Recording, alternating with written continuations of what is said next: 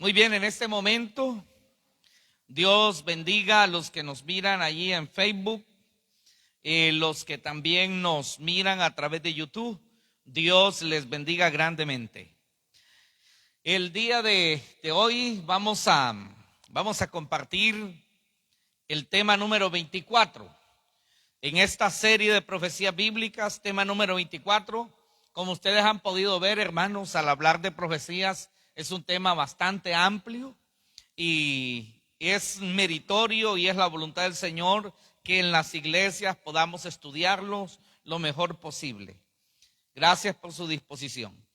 El tema número 24 que veremos hoy es la terrible guerra de Armagedón. La terrible guerra de Armagedón.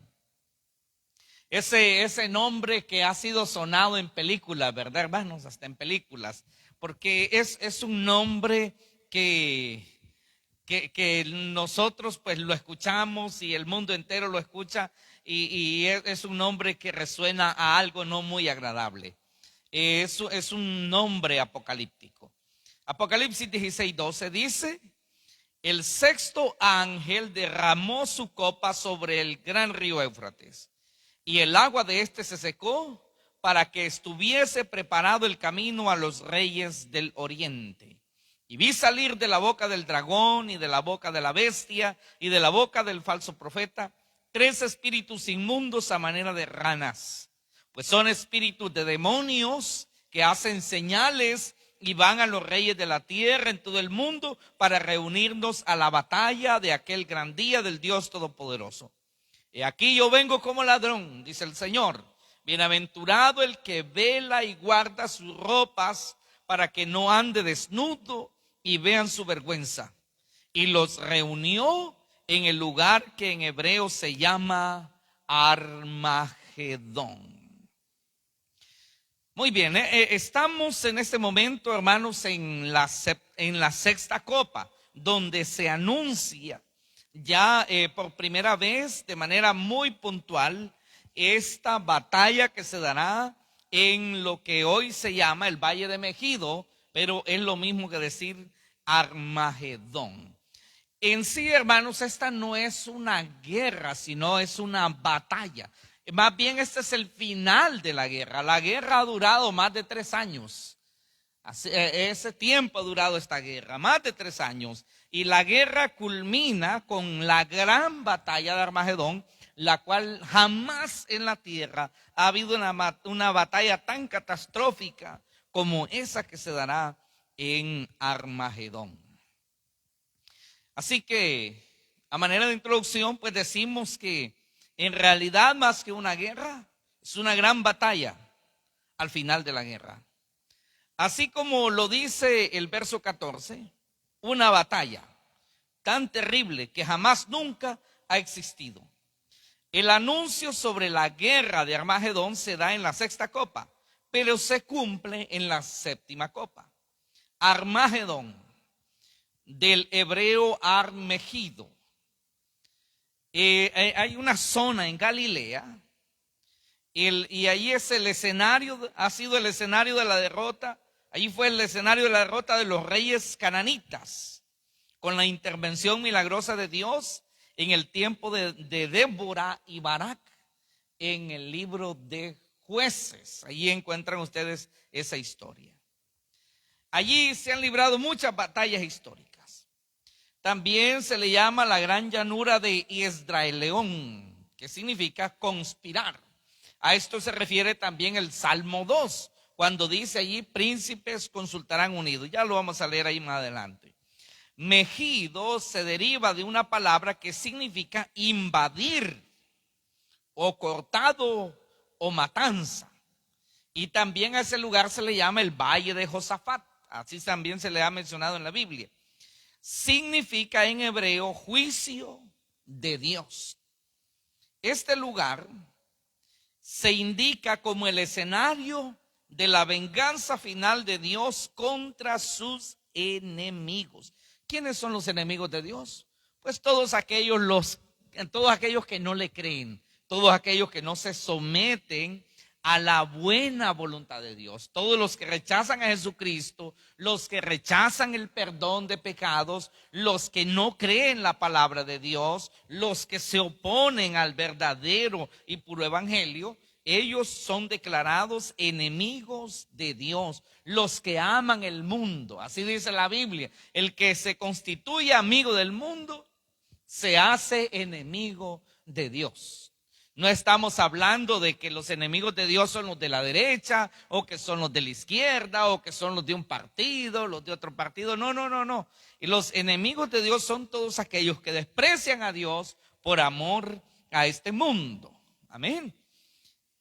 Así que se indica como el escenario de la venganza final de Dios contra sus enemigos, estos gobiernos malvados, corruptos, que han gobernado el mundo y lo han tenido sumergido en guerras y en pobreza también para la mayoría. Ese valle, Armagedón, ha sido testigo de muchas guerras. Napoleón lo visitó, ¿sabía usted? Napoleón Bonaparte, el emperador francés, dijo que no había en el mundo otro lugar más ideal para una magistral batalla. Así dijo Napoleón. Gran estratega militar francés. Hay grandes historias acerca de este hombre, y la opinión de él cuando pasó por el valle de Armagedón fue esa, por el valle de Megido, como se le conoce hoy, pero la Biblia le llama Armagedón. Él dijo que no hay otro lugar en el mundo más ideal para una magistral batalla. Qué tremendo, ¿verdad? Armagedón, hermanos, una convocatoria que Dios le facilita al enemigo. ¿Cuál enemigo? Al diablo, con todos sus demonios y toda su estratagema maligna. Quiero que me pongan atención, hermanos. Quiero que vayan leyendo conmigo, y en algunos momentos paramos y también meditamos. Cuando leímos los primeros versículos, vemos que dice la Biblia que 3 espíritus inmundos, o sea, 3 demonios salen de parte del diablo, de parte del anticristo y de parte del líder religioso, el falso profeta. Y dice, a todos los reyes de la tierra, a todos los gobernantes de la tierra, y los organiza para un encuentro en Armagedón. No sé, hermanos, cuál será el convencimiento que estos 3 espíritus llevan a los gobernantes de la tierra. Recuerde que el diablo es mentiroso. No sabemos si cuando van donde ¿qué es lo más seguro? Cuando van donde un gobernante, les explican lo importante que es esta batalla para poder derrotar a aquel otro enemigo, aquel otro país enemigo. Y así sucesivamente visitan al otro enemigo para hacerle saber lo importante que es esta batalla contra el otro enemigo, a modo de poder enfrentarlos. Total que la Biblia dice que de todas las naciones habrán ejércitos allí en ese lugar. Fíjese que ese lugar, específicamente ese lugar, el Valle de Megido o el Armagedón, es un lugar tan estratégico que une 3 continentes. Allí se unen 3 continentes. No tal vez así literalmente que ahí es la frontera, pero está prácticamente allí entre los 3 continentes: Europa, Asia y África. Ese es un lugar estratégico para poder tener control de otros países. Así que esa también va a ser parte del interés de muchas naciones, de tener control de la tierra de Israel, y principalmente pues el valle de Armagedón, que es un lugar estratégico. Armagedón, una convocatoria que Dios le facilita al enemigo. La convocatoria no la hace Dios, la hace el enemigo, pero Dios le dice: ve y hazlo. Haz tu trabajo. Dios lo incita a poder hacerlo. Allá en Joel 3:1 dice: he aquí que en aquellos días, en aquel tiempo, en que haré volver la cautividad de Judá y de Jerusalén. Oigan, hermano, reuniré todas las naciones y las haré descender al valle de Josafat, que es el mismo. Y allí entraré en juicio con ellas a causa de mi pueblo y de Israel mi heredad, a quien ellos esparcieron entre las naciones y repartieron mi tierra. Y echaron suerte sobre mi pueblo y dieron los niños por una ramera y vendieron las niñas por vino para beber. ¿Cuándo fue esto? ¿Cuándo fue esto?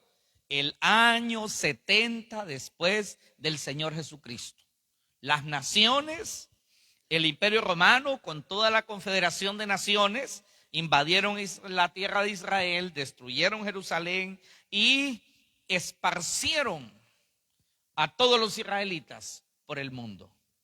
Hijo, bájemele un poquito a este volumen, por favor, el volumen de este micrófono. Bájemele un poquito. Gracias, hijo.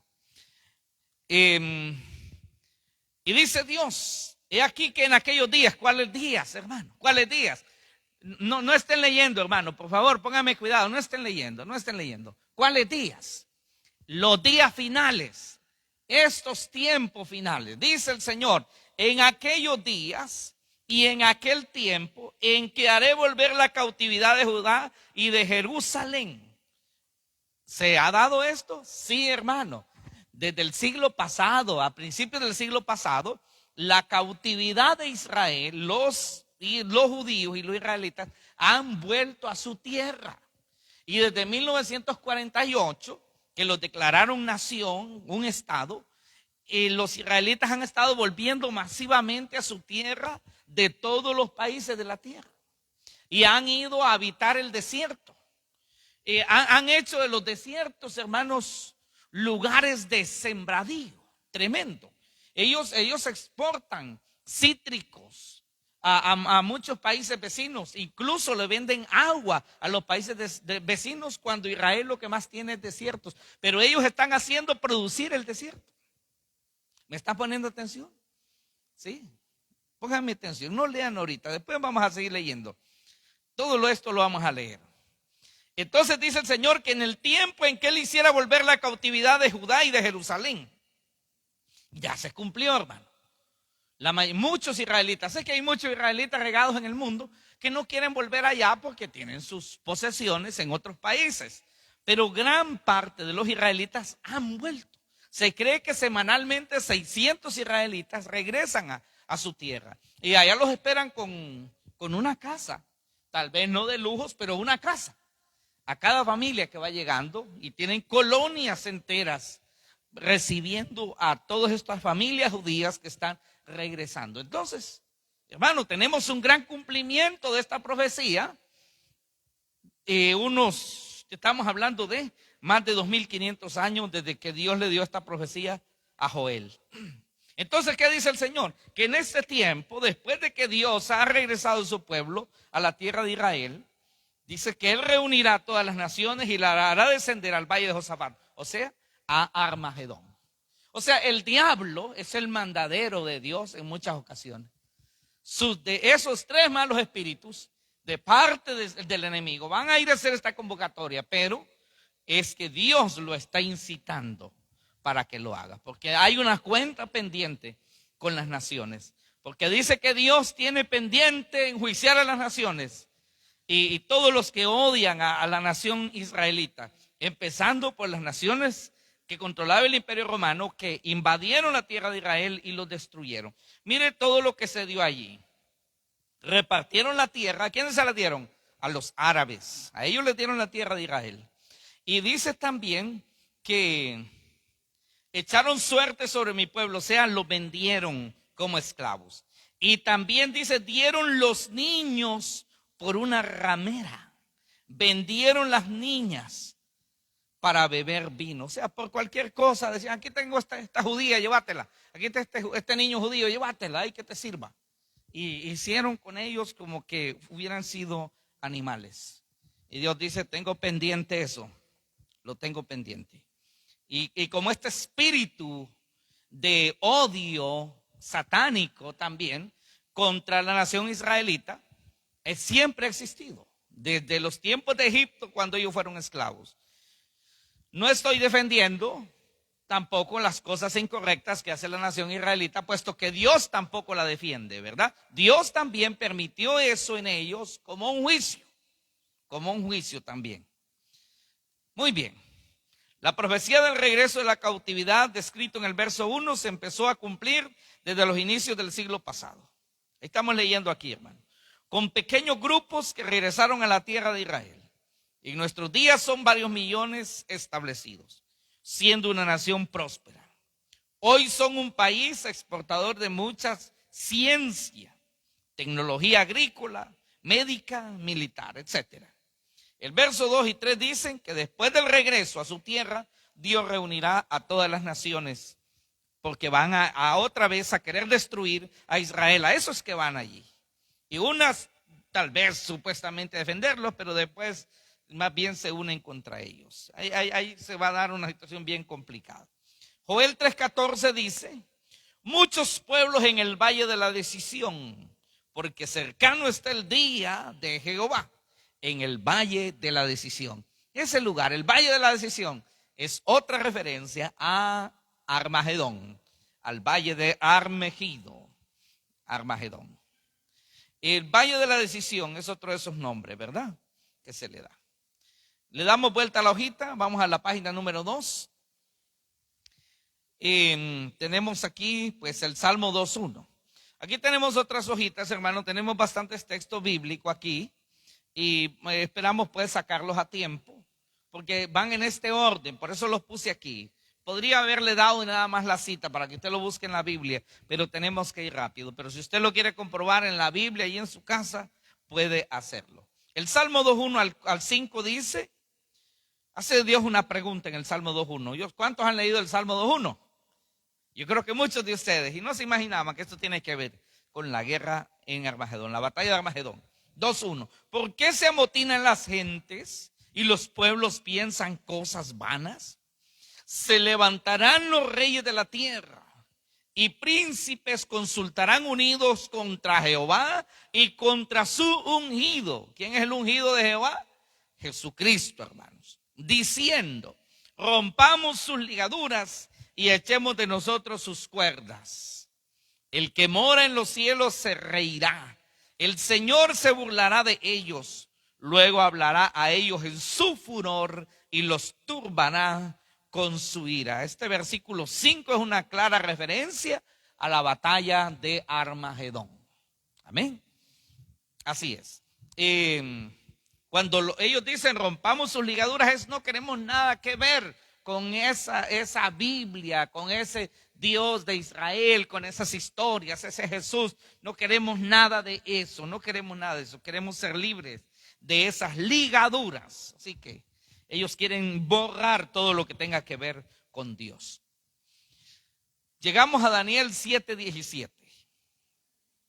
Aquí tenemos otras hojitas que ya se las vamos a repartir al terminar esta, y luego tenemos otra por ahí. Si no la leemos, usted la leerá en su casa. 7:17 dice: estas cuatro grandes bestias son 4 reyes que se levantarán en la tierra. Después recibirán el reino los santos del Altísimo y poseerán el reino hasta el siglo eternamente y para siempre. El 17 se refiere al imperio babilónico, imperio persa, imperio griego e imperio romano. Verso 17, ya historia, pero el imperio romano seguirá vivo hasta el final a través del anticristo. Luego dice que después de la destrucción de estos imperios, que termina con el anticristo, el verso 18, dice, recibirán el reino los santos del Altísimo. Este es el reino de los 1000 años, del cual vamos a estar hablando en los temas próximos. Y van a poseer el reino hasta el siglo eternamente y para siempre. Verso 19.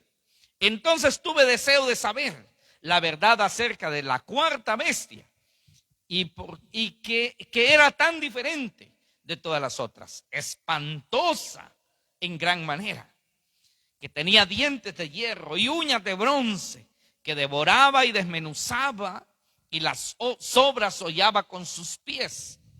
Asimismo, acerca de los 10 cuernos que tenía en su cabeza y del otro que le había salido. delante del cual habían caído 3, y este mismo cuerno tenía ojos y boca que hablaba grandes cosas, y parecía más grande que sus compañeros. Esto es bien interesante cuando Daniel dice: tuve deseo de saber la verdad acerca de la cuarta bestia, que era terrible en todas sus obras, de todas las otras, que era terrible, diferente a todas las otras. Esta cuarta bestia a la que se refiere es el Imperio Romano, pero haciendo énfasis en el anticristo. Y Daniel dice: tuve deseos de saber la verdad. Hermano, ¿usted tiene deseo de saber la verdad? Porque mucha gente puede decir: ¿para qué habla el pastor Omín eso? ¿Para qué está con esa enseñanza? Mejor que hable del amor, ¿verdad? Aunque el amor en la práctica es una gran responsabilidad. Amén. Hijo, bájemele un poquito, por favor, al canal de este micrófono, otro poquito, bájemele. Él tenía deseo de saber. Y si tenía Daniel deseo de saber hace 2500, 2600 años, él quería saber. Cuánto más nosotros, hermanos, que estamos en el final de la historia. Amén. Muy bien, seguimos. Y veía yo que este cuerno, recuerde que un cuerno en la Biblia significa autoridad o un gobernante. Veía yo que este cuerno hacía guerra contra los santos y los vencía. Verso 22. Hasta que vino el anciano de días y se le dio el juicio a los santos del Altísimo. Y llegó el tiempo y los santos recibieron el reino. Este es el reino de los 1000 años. Ya nos estamos acercando a cosas bonitas. Amén. Dijo así: la cuarta bestia será un cuarto reino en la tierra, el cual será diferente de todos los otros reinos. Y a toda la tierra devorará, trillará y despedazará. Y los 10 cuernos significan que de aquel reino, es el Imperio Romano, el antiguo Imperio Romano, que es grande, de aquel reino se levantarán 10 reyes. Son muchas naciones actuales las que componen el antiguo Imperio Romano, desde Persia, o lo que hoy es Irán, hasta Inglaterra. Muchos países compusieron el antiguo Imperio Romano. Dice: de allí saldrán, se levantarán 10 reyes, y tras ellos se levantará otro, el cual será diferente de los primeros, y a 3 reyes derribará. ¿Se acuerda cuando leímos en Apocalipsis que dice que por 1 hora recibirán reino estos 10? Pero el propósito es empoderar al anticristo. Es a los que se está refiriendo aquí también el profeta Daniel. Refiriéndose al anticristo, este hombre malo, hombre perverso, hombre de pecado, le llama la Biblia, el inicuo, enviado de Satanás. Hablará palabras contra el Altísimo, y a los santos del Altísimo quebrantará, y pensará en cambiar los tiempos y la ley, y serán entregados en su mano hasta tiempo y tiempos y medio tiempo. Esto en concordancia con más partes de la Biblia sabemos que se refieren a 3 años y medio. Así lo recalca el libro de Apocalipsis, que son los 3 años y medio, 42 meses, 1260 días que gobernará el anticristo. El anticristo, lo vuelvo a repetir, como lo hemos dicho otras veces, será un político famoso en el mundo, resaltará en las Naciones Unidas, será alguien muy reconocido y en un principio amado, y muchos confiarán en él. Incluso traerá la paz entre grandes enemigos. Traerá la paz entre grandes enemigos. Al grado que la Biblia dice que cuando la gente diga paz y seguridad, vendrá destrucción repentina. El anticristo va a venir a poner en sosiego con su política, con la diplomacia, a todas esas amenazas que ahora se ven, ¿verdad?, entre países grandes, entre Estados Unidos y Rusia, la OTAN y Rusia, Europa, lo que pasa en Medio Oriente, la tensión entre China con sus países vecinos también, y él va a venir a controlar todo eso con la diplomacia. Y habrán grandes acuerdos, al grado que la gente dirá: Hoy sí tenemos paz y seguridad. Las amenazas de las guerras nucleares ya no se percibirán, pero la amenaza siempre va a estar ahí. Pero la gente pensará que ya desapareció y dirán paz y seguridad. Pero se sentará, dice la Biblia, después de que se le ha entregado al anticristo, a este hombre, a este falso hombre de paz, y quebrantará y arruinará todo y cambiará los tiempos y la ley, y se le va a entregar en su mano todo por 3 años y medio, pero después dice, se sentará el juez, este es Jesucristo, y le quitarán su dominio para que sea destruido y arruinado hasta el fin, y que el reino y el dominio y la majestad y los reinos debajo de todo el cielo se ha dado al pueblo de los santos del Altísimo, cuyo reino es eterno, y todos los dominios le servirán y obedecerán. ¿Quiénes son estos? Su pueblo, hermano, los que Cristo ha comprado con su sangre preciosa.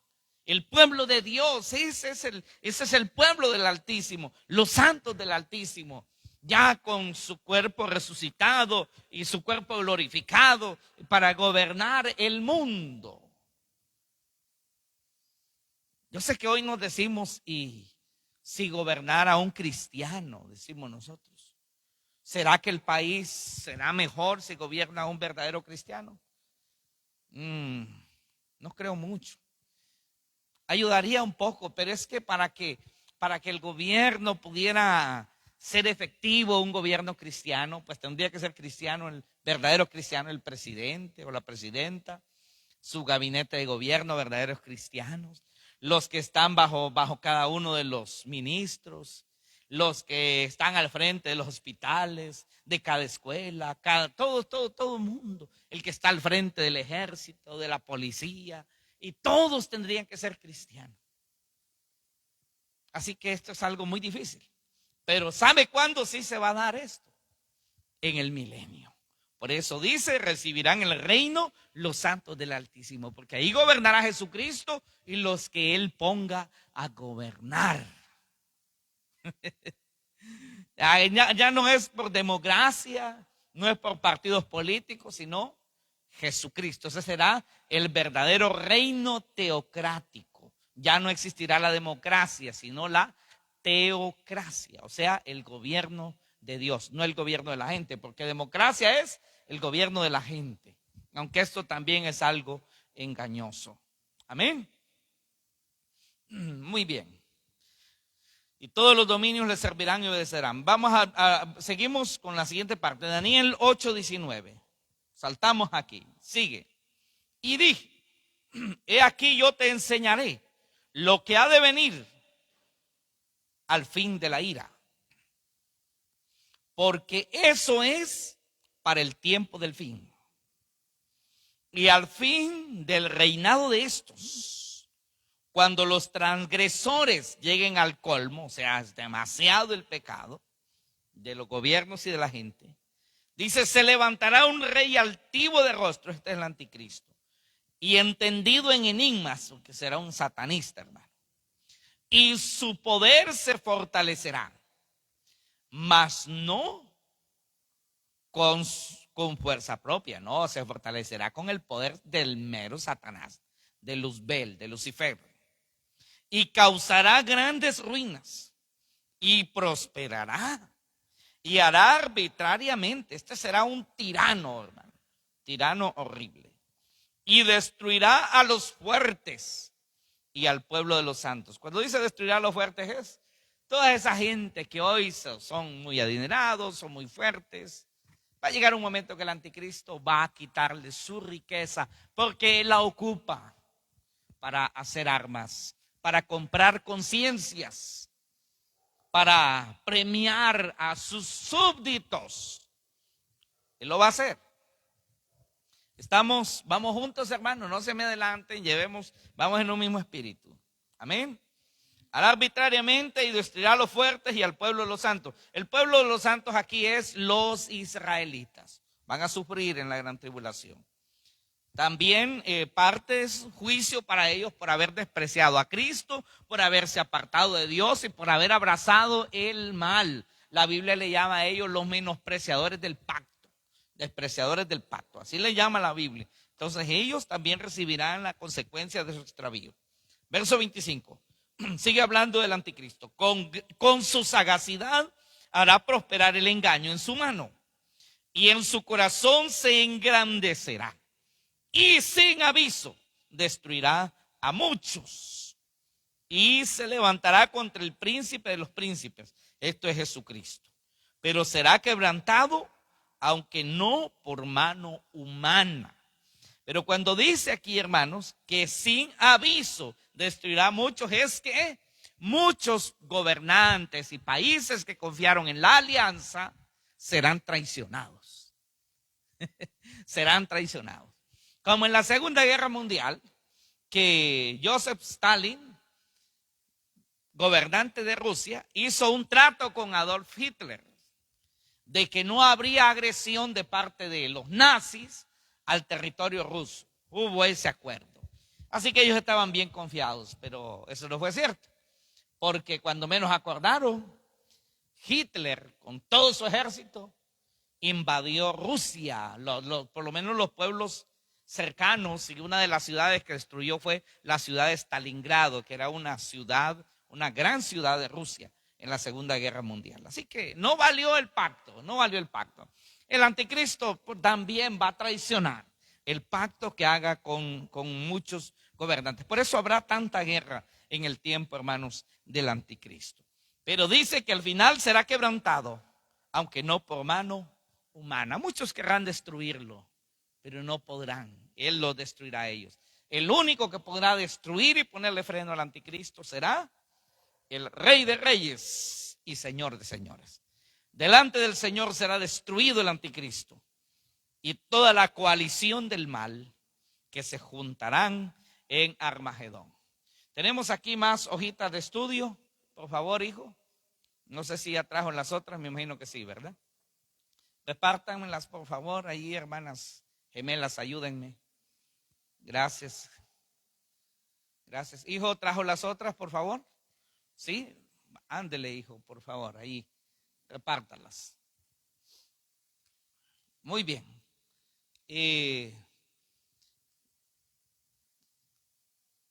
Estamos en la página, vamos a la página 3, esta que les van a repartir ahí, por favor.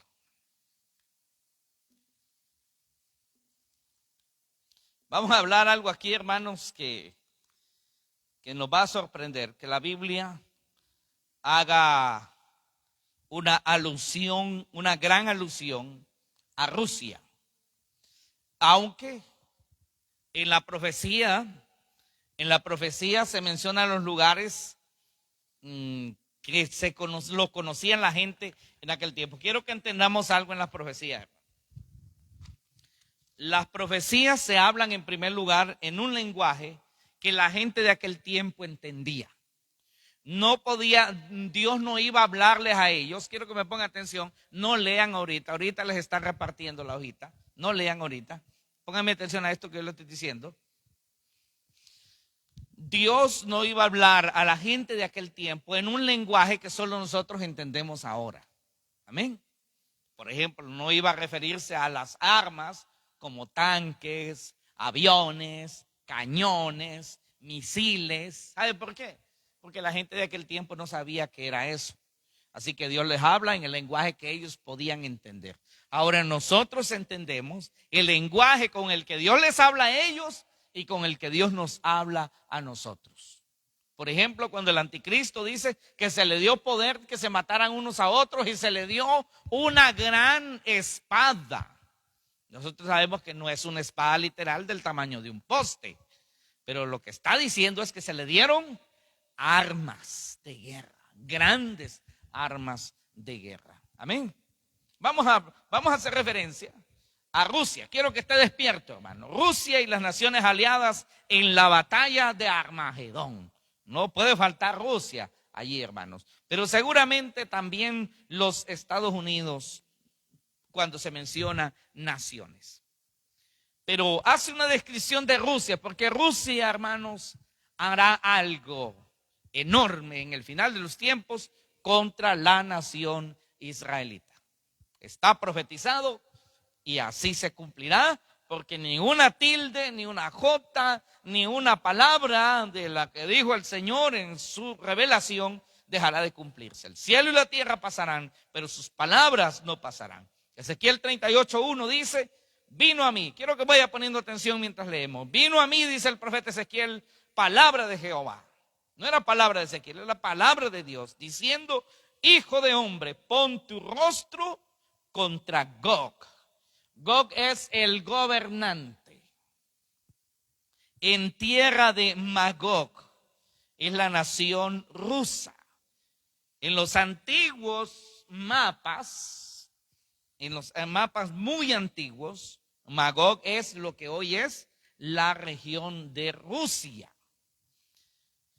En tierra de Magog, la nación rusa. Príncipe soberano de Mesec. Mesec es Moscú, hoy Moscú. Y Tubal es hoy San Petersburgo, que antes esa ciudad se llamaba Leningrado, en la historia reciente, ¿verdad? Hoy se llama San Petersburgo, antes Leningrado. Aquí se encuentra la sede constitucional rusa, que antes de Moscú era la capital. Entonces Dios dice, y profetiza contra él. ¿Contra quién? Contra Gog, contra el gobernante, que podría ser Putin o puede ser otro que venga después o más después, ¿verdad? Es el gobernante, no importa quién sea, es el gobernante, será el gobernante. Y sigue diciendo, profetiza contra él. En este versículo, el gobernante ruso, o sea, Gog, se le llama príncipe soberano, porque en este país, en Rusia, a diferencia de otras democracias, el líder es el más importante. Es más importante que la institución que representa incluso. En Rusia, y lo podemos ver ahorita en esta guerra, el que va al frente de la guerra, de esa guerra con Ucrania, el capitán es Vladimir Putin. Mientras que Estados Unidos, por ejemplo, es más engorroso. Con todo y lo peligroso que se miraba Donald Trump, Donald Trump no puede hacer una guerra mientras que no tenga el visto bueno del Congreso, del Senado, de estas cámaras, del otro, del Pentágono, y es un montón de situaciones democráticas que impiden al gobernante tomar decisiones unilaterales. ¿Estamos comprendiendo? Pero a diferencia de esto, en Rusia ha sido por tradición desde el tiempo de los zares rusos que el líder, que el presidente, vamos a decirlo así, es el que manda y punto. Por eso se le llama príncipe soberano de Mesec, o sea, Moscú, hermanos. Bien, seguimos. Verso 3 dice, así ha dicho Jehová el Señor, he aquí yo estoy contra ti, oh Gog, ya sabemos quién es Gog, príncipe soberano de Mesec y Tubal, y te quebrantaré, dice el Señor, y pondré garfios en tus quijadas, y te sacaré a ti y a todo tu ejército, caballos y jinetes. Bueno, la gente podría imaginarse en aquel tiempo un ejército poderoso, porque el ejército que tenía caballos y jinetes era el ejército poderosísimo. Y ahí los otros andaban a piecito, ¿verdad? Iban a la guerra a pie. Pero los ejércitos de los países ricos iban en carros, en carruajes, jalados por caballos y jinetes. Bueno, eso lo puede entender aquella gente, pero nosotros sabemos que no van a ir hoy con caballos literales. Ya sabemos que son armamentos, carruajes, blindados y toda la caballería. Hoy se le llama, incluso al ejército, toda esa parte de la maquinaria se le llama caballería. ¿Sí o no? Así se le llama. Entonces, es toda la maquinaria, ¿verdad?, que se utiliza para la guerra, tanques y todo lo demás, lanzamisiles, lanzacohetes y todo lo demás. caballos y jinetes, o sea, todos los que lo conducen, los pilotos y todo. Y dice, de todo en todo equipados, ejército bien armado, hermanos. Gran multitud con paveses y escudos, teniendo todos ellos espadas, o sea, bien armados. La idea aquí es bien armados. Pero vamos a ver, aquí se mencionan otros países que van a ir unidos con Rusia a Armagedón, junto con otras naciones.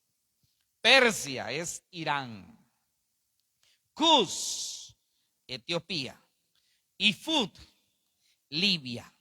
Estas tres naciones tendrán una unión bien intrínseca, bien tremenda con Rusia en esta invasión a Israel.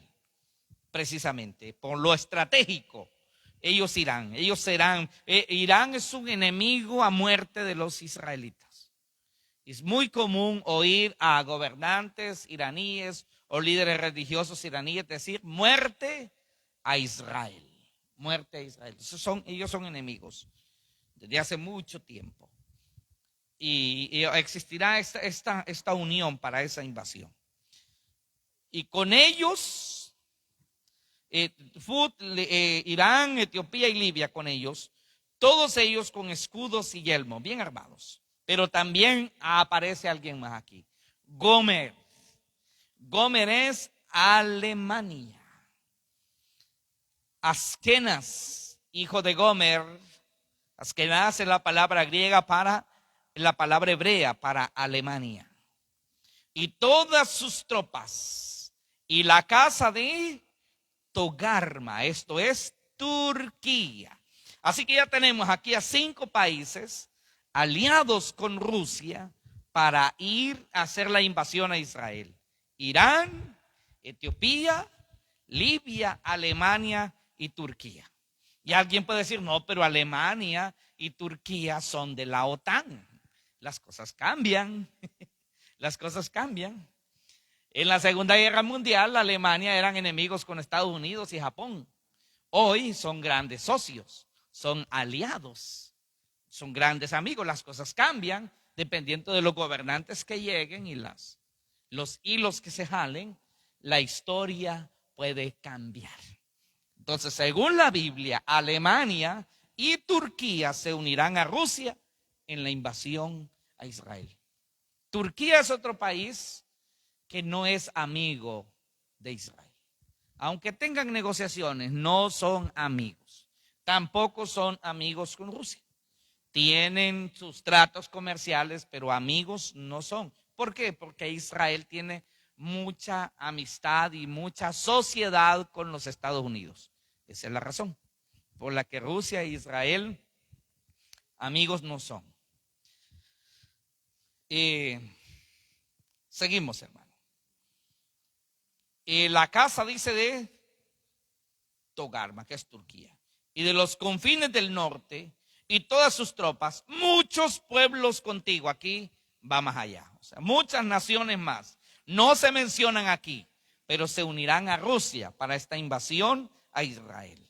Entonces Dios le dice, prepárate y apercíbete, tú y toda tu multitud que se ha reunido a ti, y sé tú su guardia. O sea, lo que está diciendo que en este momento del futuro en la historia, en ese futuro, Rusia será el guardián o el jefe de estas naciones aliadas.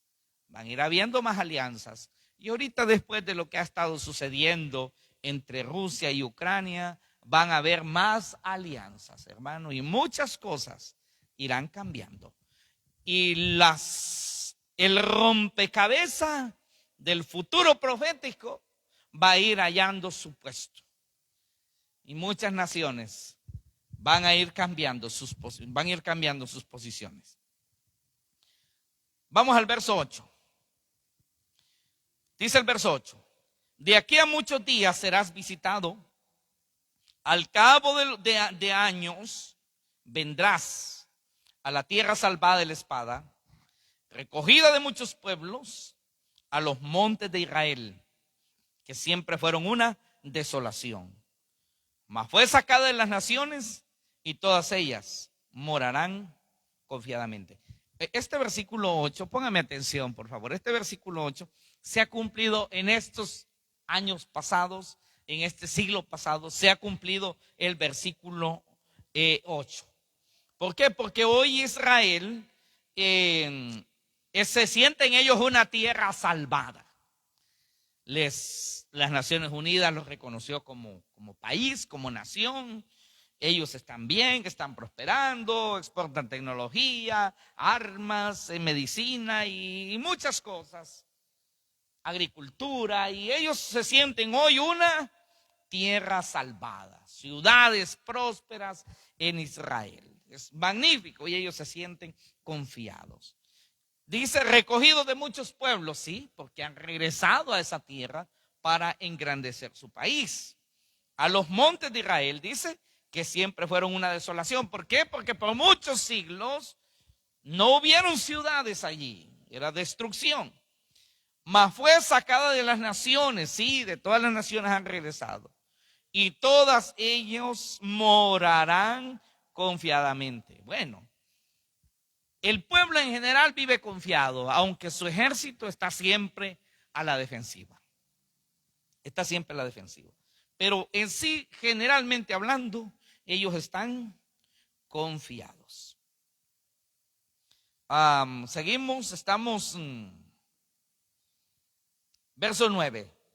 Le sigue diciendo Dios al gobernante ruso. Que aclaro, no precisamente es Vladimir Putin, puede ser otro más adelante, pero que es Gog, es el gobernante de Rusia, sí. Subirás tú y vendrás con tempestad, como nublado para cubrir la tierra. Serás tú y todas tus tropas y muchos pueblos contigo. No va solo, va con muchas otras naciones.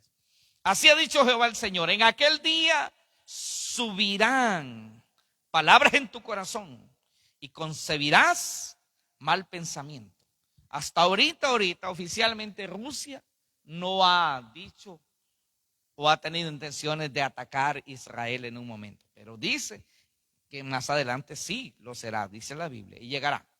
Verso 11, y dirás, subiré contra una tierra indefensa, iré contra gentes tranquilas que habitan confiadamente. Todos ellos habitan sin muros y no tienen cerrojos ni puertas. ¿Sabe, hermano? Estas últimas expresiones, ciudades sin muros, sin cerrojos ni puertas, era algo como ilógico para la gente de aquellos tiempos. Porque en los tiempos que se da la revelación de la profecía, todas las ciudades tenían muros muy altos, de 15 metros de altura, anchos, de piedra. Todas las ciudades lo hacían así para defenderse. Pero la profecía, como nos pone ya en el final de los tiempos, o sea, hoy ninguna ciudad tiene muros. Entonces, claro que por eso se refiere a profecía de los últimos tiempos. Y cuando se refiere a gente confiada y tranquila, significa que los israelitas de alguna manera se han confiado, están tranquilos, son 70 años de no tener o sea, ellos sienten que tienen el control, pero en verdad no lo tienen. Vamos a ver, seguimos en el versículo 12.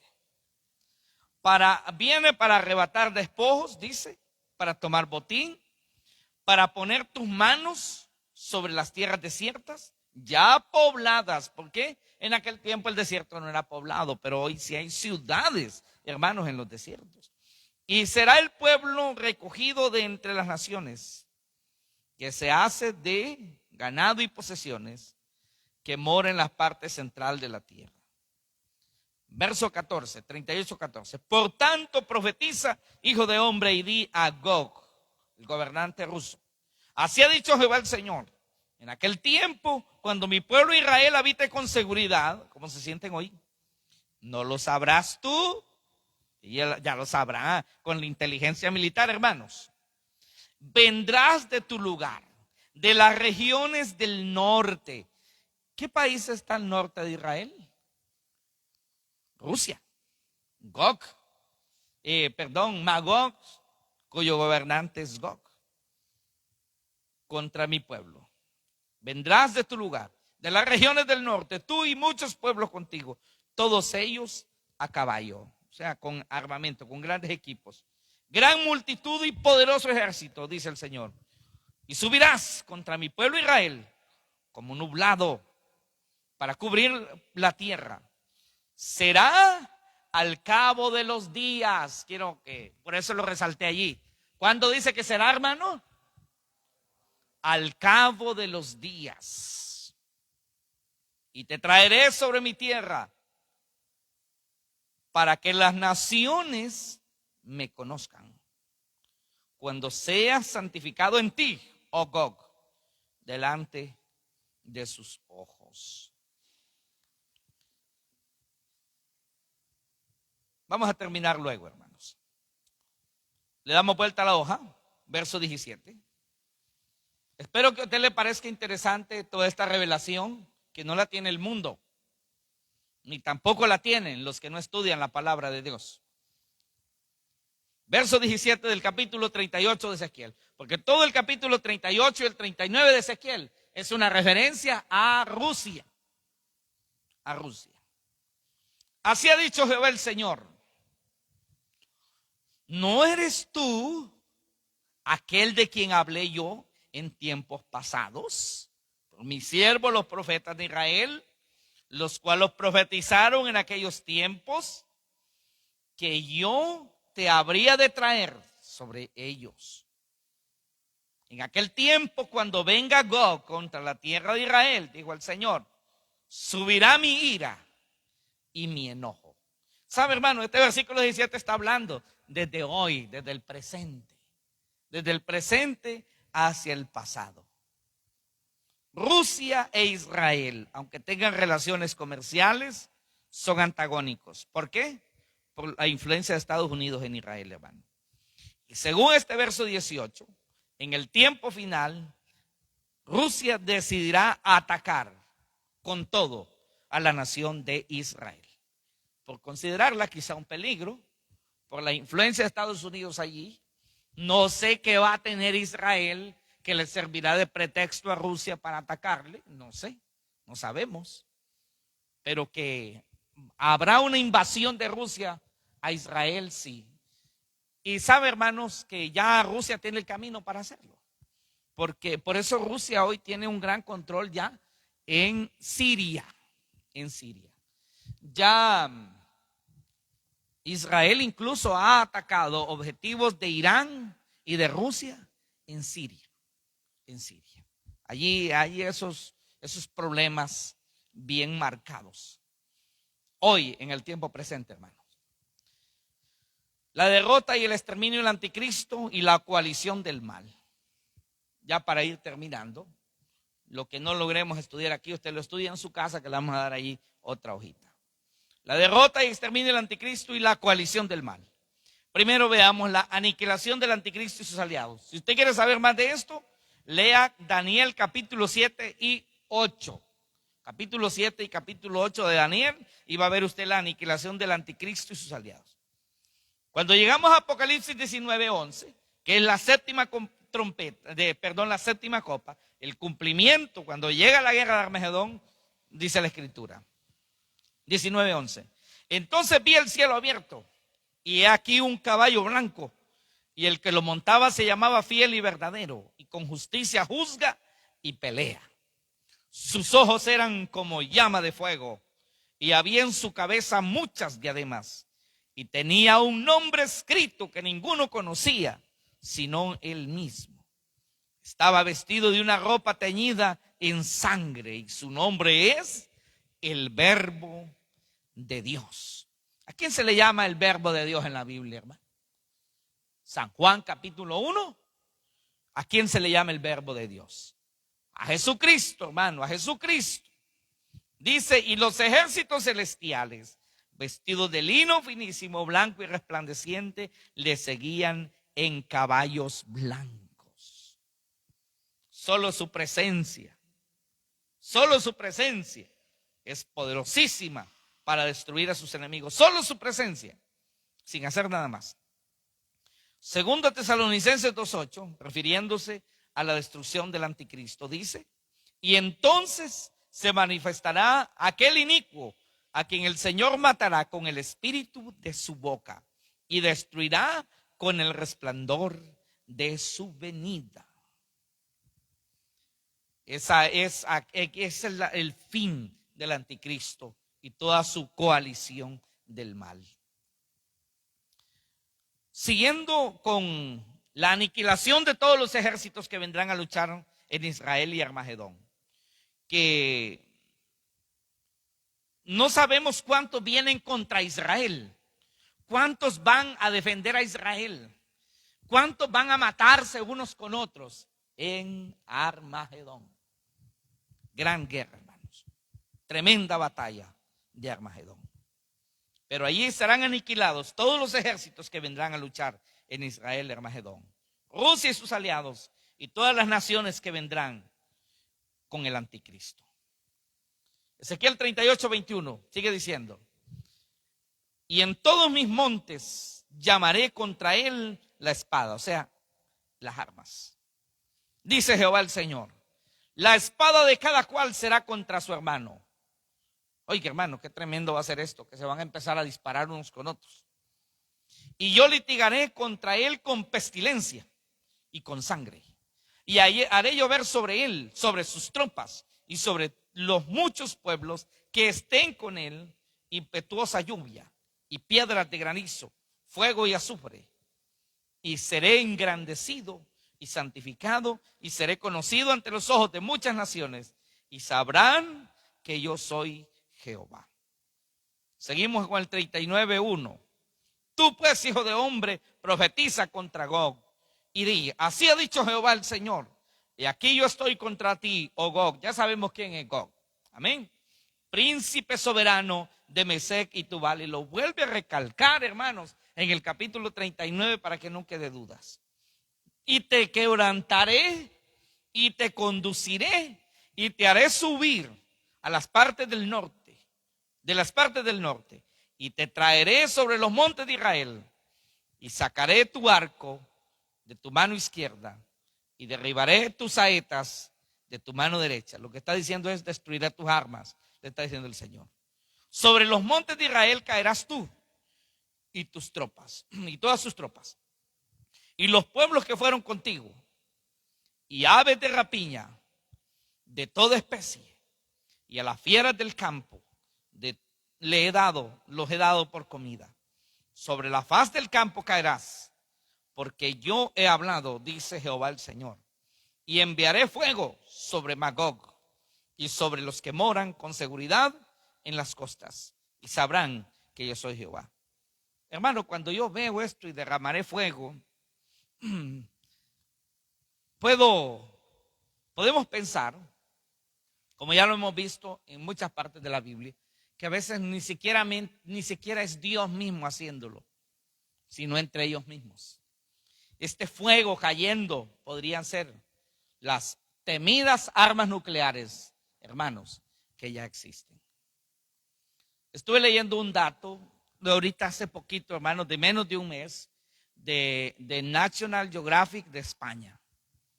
Dice que si solo se utilizara ahorita el 1% del armamento nuclear que hay, si se usara el 1%, dice que crearía 15 años de hambruna. 15 años donde el 80% de la producción de todo el hemisferio norte se perdería.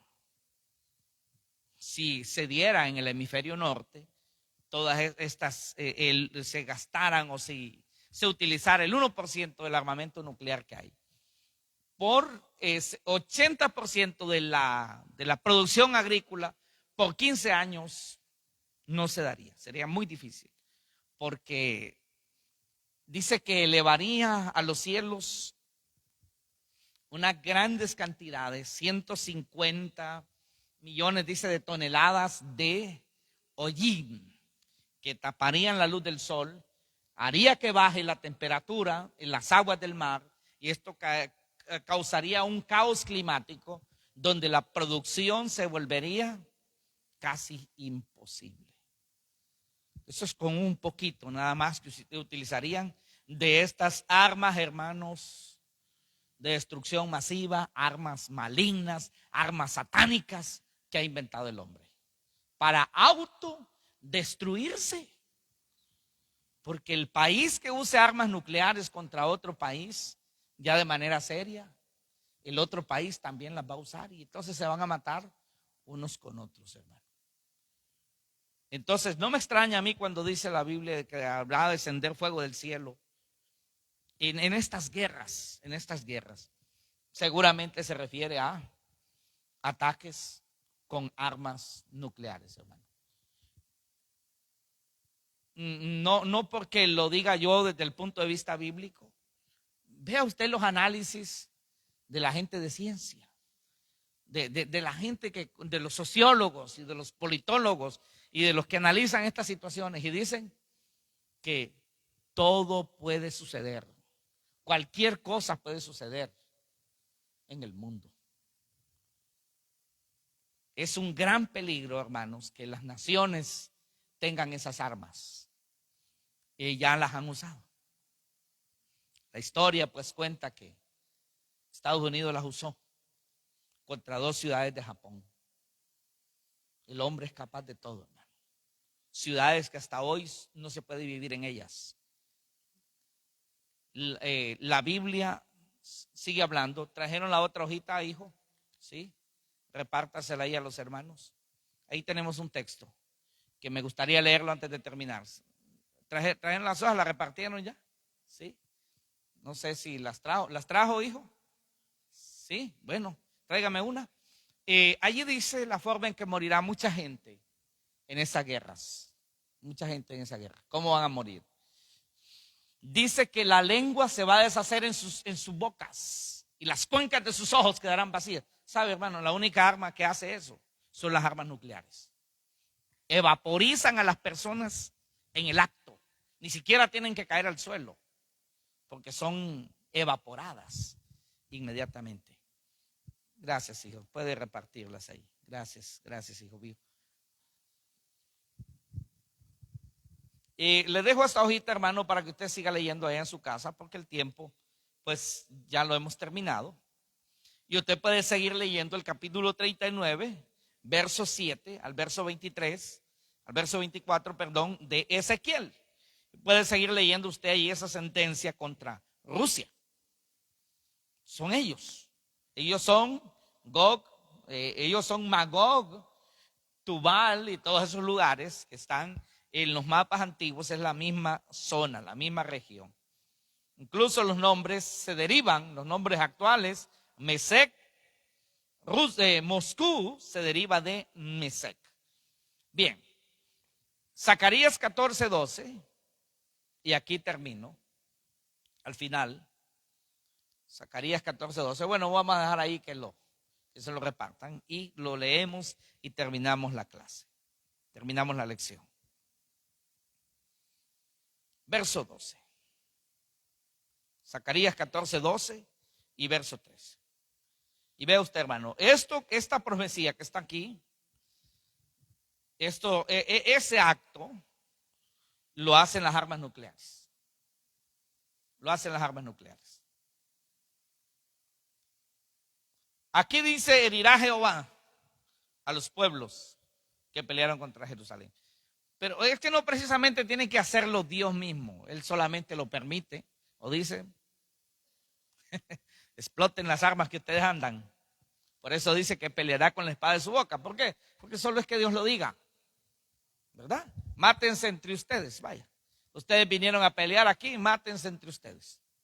Y eso es suficiente para que empiecen a destruirse unos con otros, a dispararse unos con otros y a tirarse a las bombas unos con otros. Solo con que Dios lo diga. Dice Zacarías 14:12.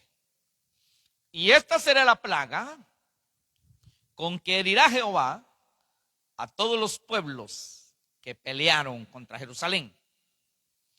La carne de ellos se corromperá estando ellos sobre sus pies, y se consumirán en las cuencas de sus ojos, y la lengua se les deshará en su boca.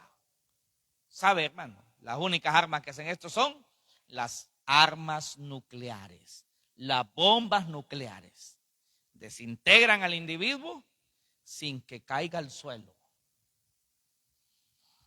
Y acontecerá en aquel día que habrá entre ellos gran pánico enviado por Jehová, y trabará cada uno la mano de su compañero, y levantará su mano contra la mano de su compañero. Esto será terrible, hermano. Será terrible. En esa batalla se van a matar unos con otros. Ya allí no se va a distinguir quién es amigo y quién es enemigo. Se matarán todos. Será terrible. Cuando usted lee Apocalipsis, siempre el capítulo 19, al final, refiriéndose a esa batalla, hermano, de Armagedón, dice Dios: vengan las aves del cielo y vengan a comer cuerpos, carnes, vengan a comer, porque hay gran banquete, dice, para ustedes. Hay más que poder leer de esto, hermano, pero el tiempo ya no nos da. Pero dice que después de esa terrible matanza que se dará en Armagedón, todas esas guerras que se van a dar, cuando termine de esta manera tan trágica el gobierno del anticristo, pasarán 7 meses recogiendo cuerpos y 7 años haciendo una limpieza en el mundo de tanta devastación y destrucción que habrán dejado las guerras del anticristo. 7 años para luego dar inicio al reino de los 1000 años en un ambiente limpio. Pónganse de pie, hermanos.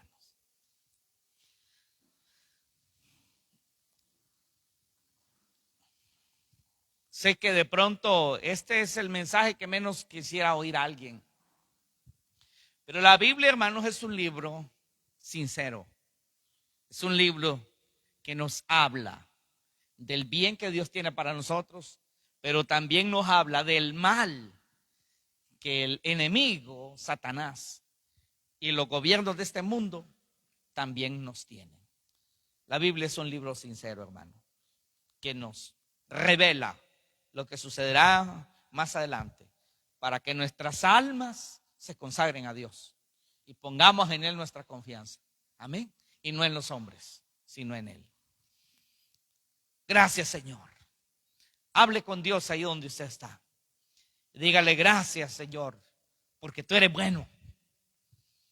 Nosotros somos los imperfectos, los malos. Nosotros, los seres humanos, con malos gobernantes, con gobiernos, países que piensan en la guerra, que se arman terriblemente, que piensan cosas malas. Nosotros, los hombres, somos los confundidos. Pero tú eres bueno, tú eres santo, eres perfecto, Señor. Tienes cosas buenas para los que en ti confían. En medio de tanta maldad en este mundo, Señor, tú ofreces un salvavidas, Jesucristo. Gracias. Gracias. Abrazamos esa salvación. Abrazamos esa promesa de rescate en medio de un mundo cruel, un mundo malo, un mundo que se encamina a la autodestrucción. Señor, gracias porque tú estás con nosotros y tienes para nosotros un futuro hermoso. Gracias por el reino de los 1000 años que traes como una antesala a la eternidad, como solamente el principio de la gloria eterna. Y nos traes ese reino de 1000 años, el cual, Señor, vamos a estudiar y vamos a disfrutar. Pero mientras tanto, Señor, cada día que vivamos, ayúdanos a vivirlo para ti. Ayúdanos a ser más santos, más fieles. a ser más respetuosos, más amorosos, más gente de fe, en el nombre de Jesucristo, a ser más correctos, a ser diligentes, en el nombre de Jesucristo, a ser vigilantes, en el nombre de Jesucristo. Líbranos, Padre, de estar llenos de glotonería y de embriaguez, como tú dijiste. Ayúdanos a erguir nuestra cabeza, a levantarnos y ser vigilantes, en el nombre de Jesús. En el nombre de Jesús. Siga hablando con Dios. Si hay alguien allí que duda de su relación con Dios, que no sabe cuál es el futuro que le espera, que no sabe qué será de su vida después de la muerte, sea que muera joven o muera en ancianidad, o muera viejo, no sabe qué será, no tiene seguridad. Hable con Dios. Él vino para darnos seguridad en Cristo. Dígale al Señor que le perdone sus pecados, que le limpie con la sangre de Jesucristo. Dígale que le llene con el Espíritu Santo, que lo selle, que lo bautice, que lo unja con el Espíritu Santo. Y que su nombre esté ya escrito en el libro de la vida. Que sea leído su nombre en el libro de la vida. Hable con Dios. Dígale a Jesús: sé mi Salvador, sé mi Señor. Lléname con el Espíritu Santo. Hable con Dios. Dice la Escritura que Él no está lejos de nadie y que todo el que lo quiera hallar lo encontrará. Porque aún dice, a tientas, con los ojos cerrados, podemos hallarle. ¿Por qué? Porque Él está ahí cerca de nosotros. Hable con Él, póngase a cuentas con Él y dígale: mi vida está para servirte todo el tiempo que me tengas en esta tierra. Gracias, Padre, gracias por tus hijos que han decidido leer tu palabra. No solo aquello que se ve bonito, sino también aquello que nos ponen alerta. En el nombre de Jesús. Gracias, gracias, Padre. Amén. Amén. Pueden sentarse.